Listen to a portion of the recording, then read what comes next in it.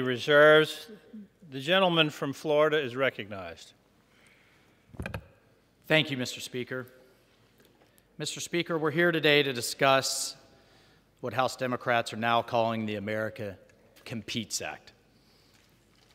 And frankly, it's a shame. It's a shame that they are framing this as a bill about competitiveness.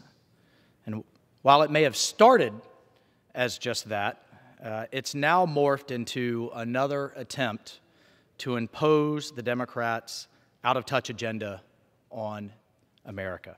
Mr. Speaker, the sad reality is that we are in desperate need of a competitiveness bill. The Chinese Communist Party is trying to overtake us and intends to overtake us as a global leader in science and technology because they know that leadership in science directly equates to a stronger economy, a more secure homeland, and greater influence in the ethical standards that underpin all of our emerging technologies. And so it's no wonder that the Chinese Communist Party is doing everything in its power to take every possible advantage in this global competition.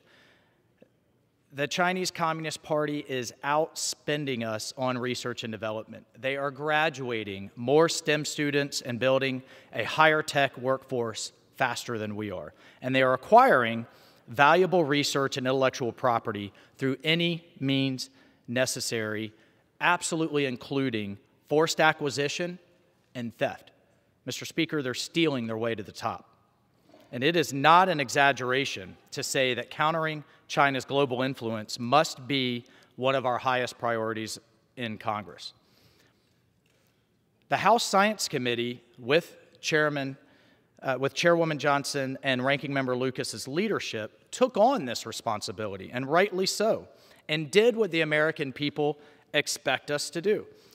We spent more than a year meeting with stakeholders, gathering feedback, finding consensus policies, and passing bipartisan legislation. In total, with their leadership and with the great work of the Science Committee, we passed a dozen bills to double down on the investment in transformative basic research, build our STEM workforce, and strategically support the most emerging technologies like artificial intelligence, quantum science, and advanced manufacturing. And while those bills you'll hear about today, you'll hear about all of those bills that are in this package, it is inaccurate to say this is a China bill or a competitiveness bill. I want to be crystal clear, this is not bipartisan legislation, and it is not focused on the problems at hand. If the Speaker and our colleagues in the House Democrats were serious about addressing the threat from the Chinese Communist Party, they would have moved our science bill, those dozen bills, into conference months ago.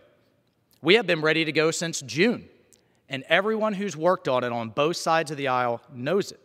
That's when the two core elements of our package passed the House with overwhelming bipartisan support. But instead, this body wasted all summer and fall on massive spending bills like Build Back Better, and now we have little to show for it.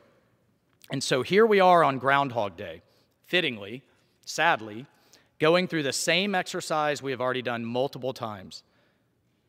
And let's be candid. Democrats are trying to cram through a massive bill filled with unnecessary spending that dramatically alters what has passed through this House, instead of focusing on the issues at hand. And what started as a bipartisan effort to keep the U.S. globally competitive somehow in the last few weeks went through the black box of Speaker Pelosi's office and emerged as the Build Back Better backup plan, filled with failed initiatives and progressive demands. And instead of addressing competition and the threat from the communist leadership in China, this bill now corrupts good, solid, bipartisan work I was personally very proud of, and it corrupts it with thousands of pages of irrelevant policies.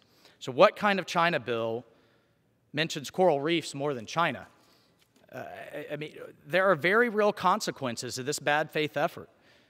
As much as 85% of America's long-term economic growth is due to advances in science and technology. We cannot take that continued growth for granted. And I can assure you the Chinese Communist Party considers how to outpace us in the technology of the futures. They aren't wasting their time and money on UN climate funds, by the way, which send money right back over to Beijing. We should be taking this every bit as seriously as they are. I expect my colleagues, I expect my Republican colleagues will share the countless poison pills that have been inserted into this bill, so I won't elaborate on them here. Instead, I would simply urge my colleagues with a heavy heart to oppose this bill and urge Democratic leadership to get serious about the threat from China. Let's stay focused on that threat.